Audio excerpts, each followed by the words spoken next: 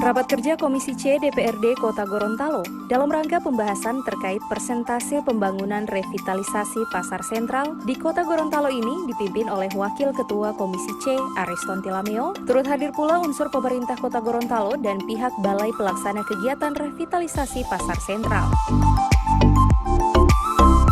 Wakil Ketua Komisi C DPRD Kota Gorontalo, Ariston Tilameo menyampaikan, pekerjaan pembangunan revitalisasi pasar sentral diminta untuk tidak terjadi penundaan karena akan berdampak kepada pemerintah maupun masyarakat. Ini pula mengingat pasar sentral yang merupakan pusat perekonomian di Kota Gorontalo. Kiranya untuk mengusahakan bahwa ada solusi pekerjaan ini bisa jalan sesuai dengan rencana. Anggaran itu 62 miliar. Secara total anggaran pembangunan rehabilitasi pembangunan pasar sentral 2020, sehingga direncanakan pekerjaannya itu dari 2020 sampai dengan 2021. Ketua Komisi C menambahkan, dalam rapat kerja Komisi C tersebut terungkap jika pekerjaan pembangunan revitalisasi pasar sentral tersebut baru mencapai 18%. Ini diakibatkan oleh adanya pemutusan kontrak kerja dikarenakan adanya dugaan pemalsuan dokumen yang dilakukan oleh pihak ketiga. Namun begitu, pihak Komisi C berharap kepada pemerintah Kota Gorontalo untuk dapat mencarikan jalan keluar terhadap persoalan ini agar pekerjaan tersebut bisa berjalan sesuai dengan yang direncanakan.